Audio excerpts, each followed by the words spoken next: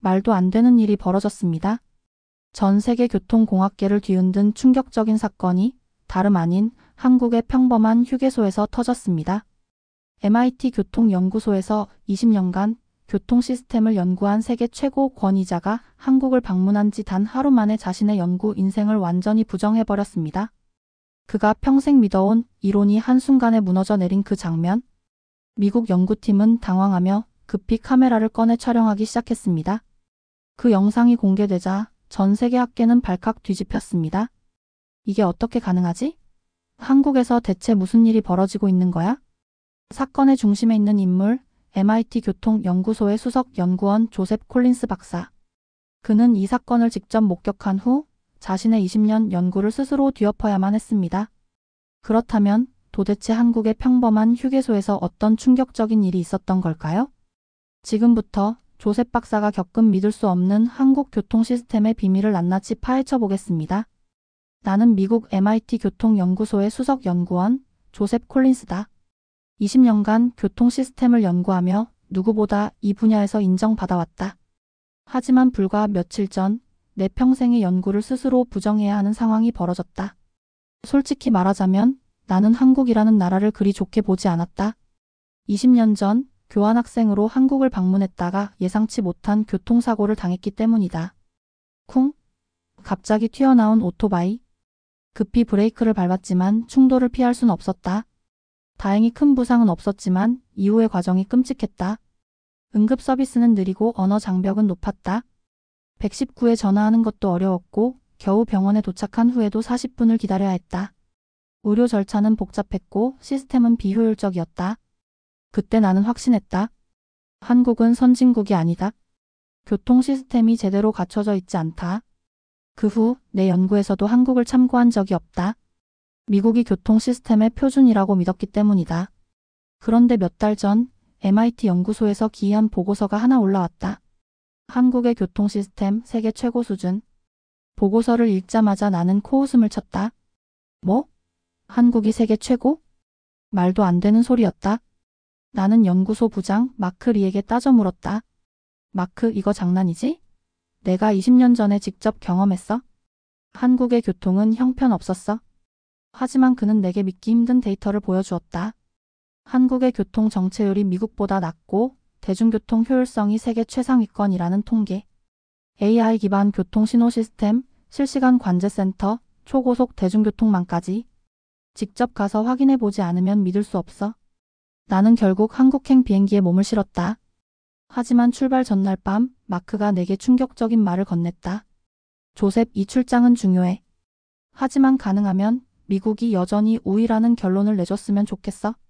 나는 순간 멍해졌다. 이건 단순한 연구가 아니었다. 국가 간 자존심이 걸린 문제. 하지만 나는 미국이 앞설 거라고 확신했기에 흔쾌히 수락했다. 13시간의 긴 비행 후 인천국제공항 도착. 나는 곧바로 한국의 문제점을 찾기 시작했다.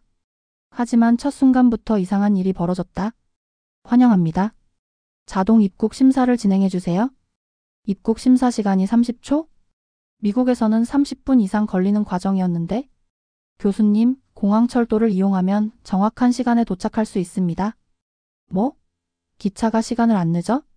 자율주행 전기차, AI 교통 신호 시스템, 초고속 인터넷이 터지는 지하철? 이 모든 게 현실이라고? 나는 아직도 한국의 진짜 모습을 믿지 않았다. 그러다 마침내 한국 고속도로 휴게소에서 내 평생의 연구를 부정해야 하는 충격적인 사건이 터지고 말았다. 조셉 교수님, 이제 고속도로로 진입합니다.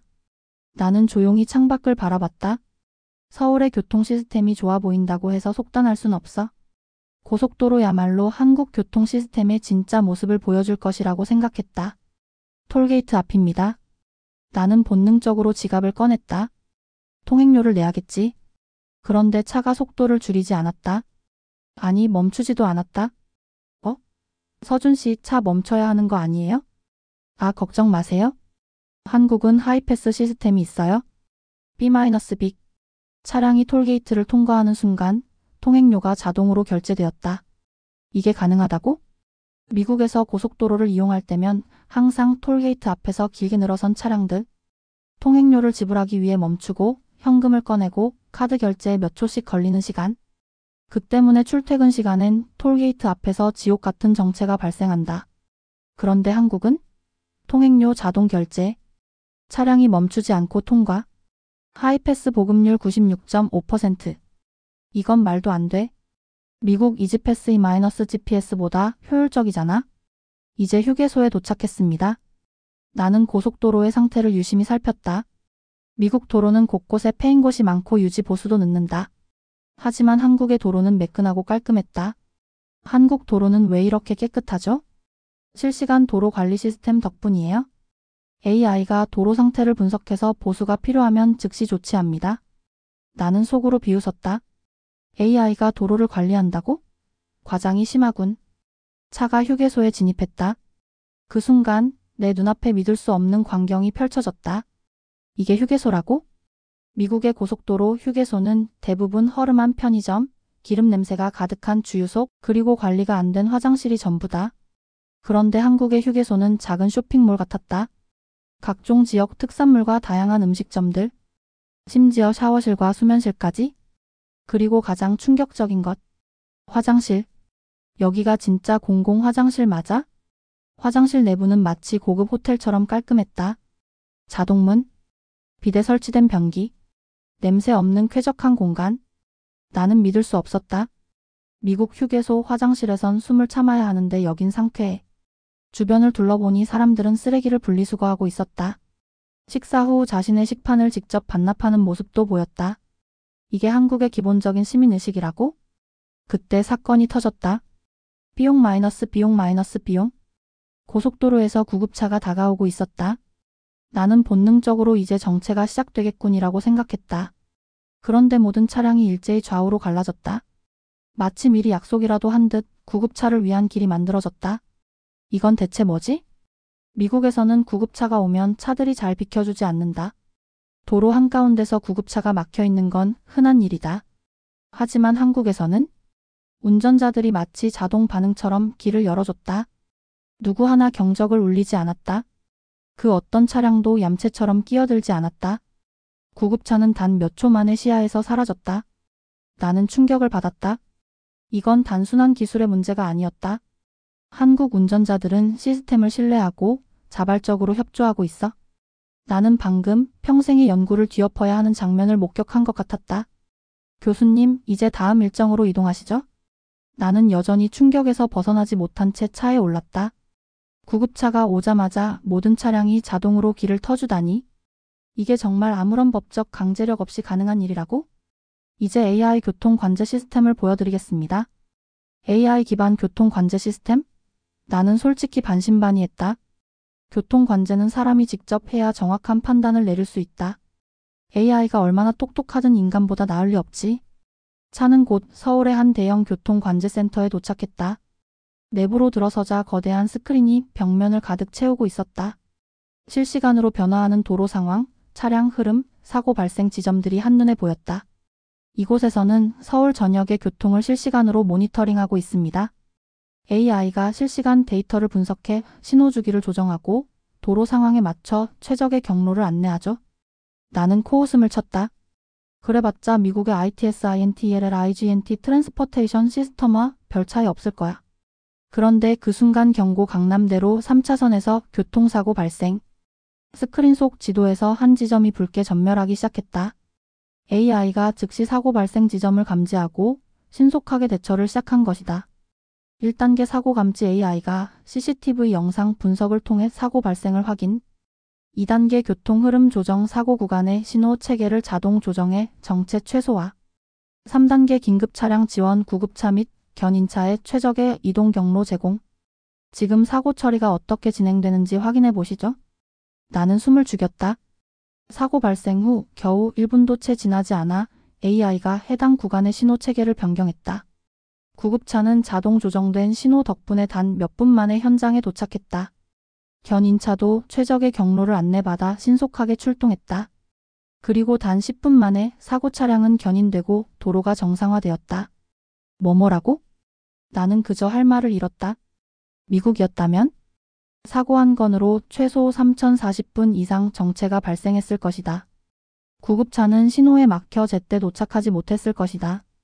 하지만 한국에서는 AI가 사고를 즉각 감지, 신호 체계를 자동 조정, 긴급 차량이 최적의 경로로 출동, 도로는 단 10분 만에 정상화. 이건 우리가 연구해온 시스템보다 한참 앞서 있는 기술이잖아. 교수님, 이게 끝이 아닙니다. 이제 한국의 스마트 교차로를 보여드리죠. 나는 이미 말문이 막힌 상태였다. AI 교통 시스템이 이렇게까지 발전했다고? 나는 빠르게 노트를 꺼내 메모를 시작했다. 하지만 동시에 고민이 깊어졌다. 이걸 있는 그대로 보고하면 미국이 뒤처졌다는 걸 인정하는 꼴이 된다. 마크가 원하는 건 이게 아니다. 스마트 교차로에 도착했습니다. 서울의 한 대형 교차로. 눈앞에는 평범해 보이는 신호등과 횡단보도가 있었다. 이곳에 무슨 특별한 기술이 있다는 거지? 교수님, 잘 보세요. 그 순간 신호가 바뀌었다. 보행자가 건너려고 하는데 자동차가 한 대 멈추지 않고 직진했다. 그 순간 신호등이 즉시 깜빡이며 운전자에게 경고를 보냈다. 스마트 교차로는 AI 카메라로 보행자의 움직임을 감지한다. 운전자가 신호를 어길 경우 즉시 경고 시스템이 작동한다. 운전자가 계속 직진하면 자동으로 CCTV 녹화가 시작되고 벌금이 부과된다. 이건 미국에도 없는 시스템이야. 보행자가 횡단보도를 건너려 하자 바닥에 LED 조명이 켜졌다. 어두운 밤에도 보행자가 쉽게 길을 찾을 수 있도록 도와준다. 자율주행 차량이 교차로에 진입하자 AI가 자동으로 속도를 조절해 주행을 유도했다. 이 모든 것이 AI가 실시간으로 보행자와 차량을 분석하며 이루어지고 있었다. 이제 이해하셨나요, 교수님? 한국의 교통 시스템은 단순히 기술이 아니라 사람 중심의 철학이 바탕이 된 것입니다. 나는 더 이상 반박할 수 없었다. 20년간 연구해온 교통 시스템. 내가 알고 있던 최고의 시스템이라고 믿었던 미국의 교통체계. 그 모든 것이 한국 앞에서 초라해 보였다. 이제 교수님께서는 어떤 결론을 내리실 건가요? 나는 깊은 한숨을 내쉬었다. 이제 어떻게 해야 하지? 호텔로 돌아가시겠습니까, 교수님? 나는 서준의 질문에 대답하지 못했다. 머릿속이 너무 복잡했다. 내가 오늘 본 것들은 AI 교통 관제 시스템, 긴급 차량 우선 신호 체계, 실시간 사고 감지 및 대응 시스템, 스마트 교차로와 보행자 중심 설계. 이 모든 것이 내가 평생 연구한 것보다 한참 앞서 있었다. 하지만 문제는 조셉, 미국의 우수성을 증명해야 해.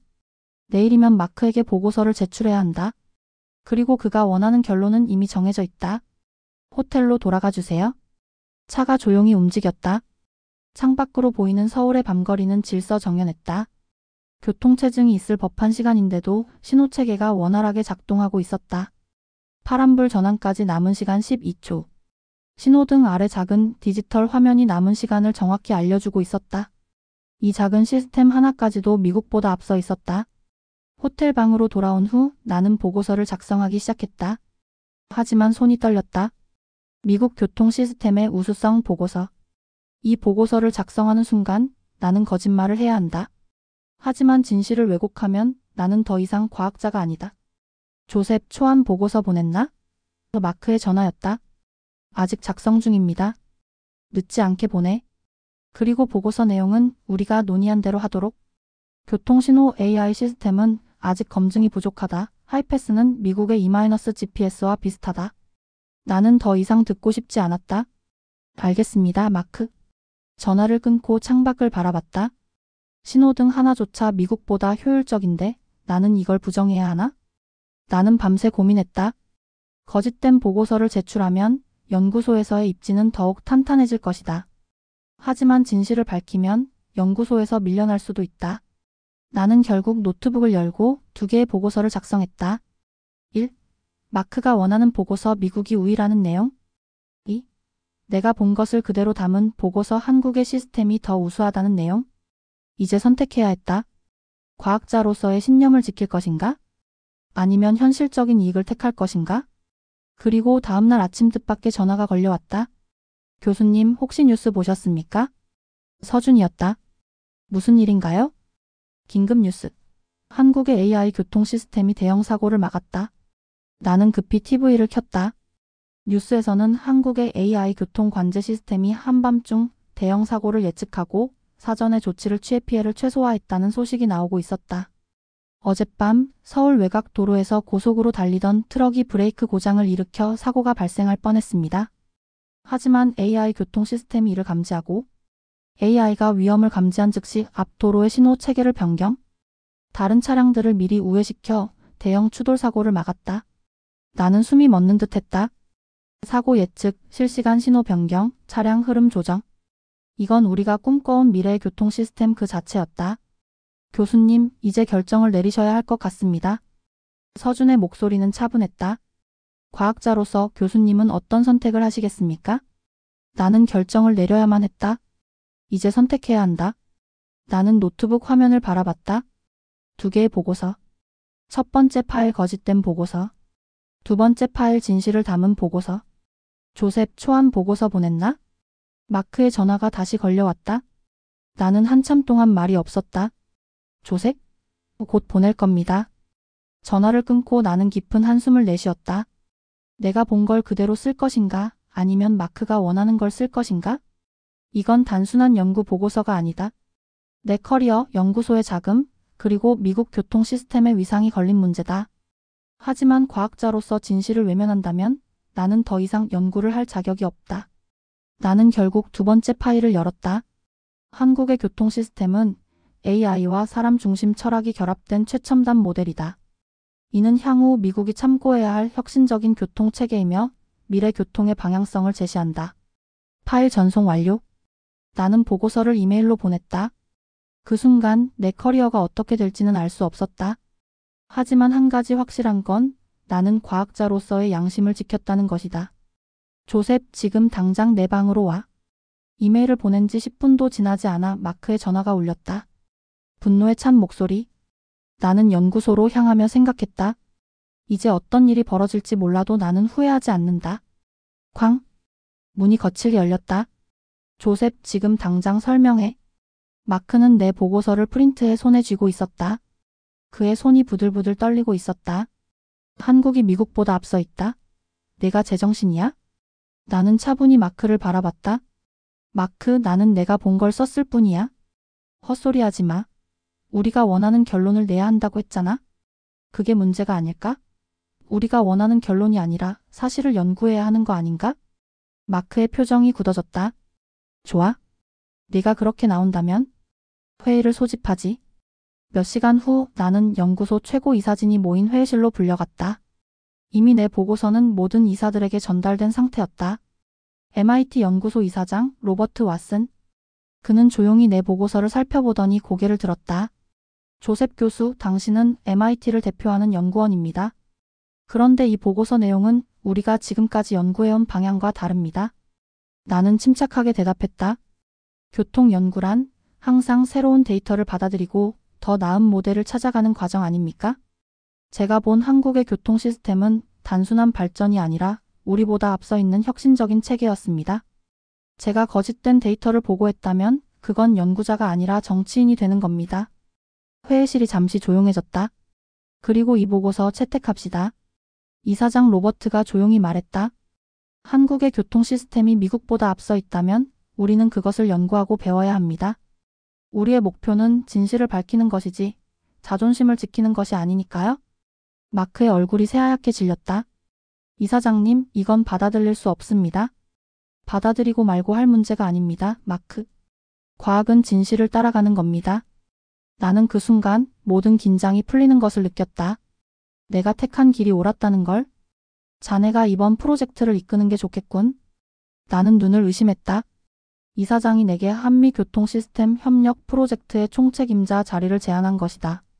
저에게 그 역할을 맡기시겠다고요? 이 보고서를 작성할 정도의 신념과 용기가 있다면 충분히 자격이 있다고 생각합니다. 나는 더 이상 말이 나오지 않았다. 회의실을 나서는 순간 나는 결심했다. 나는 이제 더 큰 변화를 만들어낼 것이다. 몇 달 후 다시 한국. 나는 인천국제공항에 발을 디뎠다. 20년 전 교통사고를 당하고 한국의 시스템을 무시했던 바로 그 나라. 하지만 이제 나는 이곳에서 한미교통시스템 협력 프로젝트의 총책임자로서 새로운 연구를 시작하게 되었다. 조셉 교수님, 다시 만나서 반갑습니다. 서준이 환한 미소로 나를 맞이했다. 하지만 이번에는 저도 반갑습니다. 서준 씨. 이제 한국에서 제대로 배우고 싶습니다. 나는 더 이상 한국이 미국보다 뒤처져 있다는 착각 속에 살지 않는다. 이제는 진짜 미래 교통 시스템을 연구하는 것이 내 목표가 되었다. 한미 공동 연구팀 출범 한국의 AI 기반 교통 시스템 분석. 미국 교통망에 적용할 수 있는 기술 연구. 이제 우리는 새로운 패러다임을 만들기 시작했다. 교수님, 이제 어디로 모실까요? 나는 창밖을 바라보며 말했다. 고속도로 휴게소로 가죠. 진짜 혁신이 시작되는 곳이니까. 휴게소에 도착했습니다, 교수님. 나는 차에서 내려 깊게 숨을 들이마셨다. 고속도로 휴게소. 바로 이곳에서 나는 내 20년 연구 인생을 뒤집는 경험을 했다. 이제 나는 완전히 다른 마음으로 이곳을 바라보고 있다. 깔끔한 시설, 체계적인 시스템, 배려하는 시민들. 이 모든 것이 한국 교통 문화의 일부라는 걸 이제는 안다. 교수님, 이번엔 무엇을 가장 유심히 보고 싶으신가요? 서준이 웃으며 물었다. 나는 대답했다. 한국이 어떻게 이렇게 발전했는지 알고 싶어요? 이 모든 변화의 원동력이 뭔지 말이죠. 기술만이 아니다. 사람들이 만들어낸 문화, 의식, 그리고 끊임없는 혁신. 나는 서준을 바라보며 미소 지었다. 이번엔 정말 배울 준비가 됐습니다. 서준도 미소를 지었다. 환영합니다, 교수님. 제대로 배우고 가세요. 몇 개월 후 MIT 연구소. 나는 연단 앞에 섰다. 내 뒤로는 대형 스크린에 커다란 문장이 띄워져 있었다. 미래 교통 시스템의 새로운 기준, 한국의 혁신에서 배우다. MIT와 한국교통연구소가 공동으로 주최한 국제 컨퍼런스. 오늘 나는 전 세계 교통 전문가들 앞에서 한국에서 배운 것을 발표하려 한다. AI 기반 교통 관제 시스템, 실시간 신호, 최적화 기술, 하이패스와 스마트 고속도로, 사람 중심의 교통 문화. 나는 천천히 입을 열었다. 불과 몇 달 전까지만 해도 저는 한국의 교통 시스템을 과소평가했습니다. 하지만 직접 경험한 후 저는 깨달았습니다. 미래 교통의 핵심은 기술이 아니라 사람입니다. 한국은 단순히 AI 기술을 도입한 것이 아니라 시민들과 함께 발전해 왔습니다. 그 결과 단순한 도로가 아닌 사람을 위한 교통 시스템이 만들어졌습니다. 그리고 이 혁신은 우리가 배워야 할 미래입니다. 회의장은 조용했다. 모든 전문가들이 집중하고 있었다. 그리고 우레와 같은 박수 소리. 나는 미소 지었다. 이제 변화는 시작되었다. 미래 교통의 새로운 기준, 이제 한국이 선도합니다. 오늘 사연 어떻게 보셨나요? 미국의 저명한 교통공학자가 한국의 교통 시스템을 직접 경험하며 편견을 깨고 새로운 진실을 받아들이는 이야기. 단순한 기술 혁신을 넘어서 사람 중심 철학이 녹아있는 한국의 교통체계가 세계적 수준임을 다시 한번 확인할 수 있었습니다. 이제 여러분의 생각을 듣고 싶어요? 한국 교통 시스템에서 가장 자랑스러운 점은 무엇인가요? 혹시 여러분이 경험한 흥미로운 교통 문화가 있다면 댓글로 남겨주세요. 좋아요와 구독은 더 많은 이야기로 찾아뵐 수 있는 힘이 됩니다. 알림 설정까지 해두시면 다음 영상도 놓치지 않으실 거예요. 그럼 다음 이야기에서 또 만나요.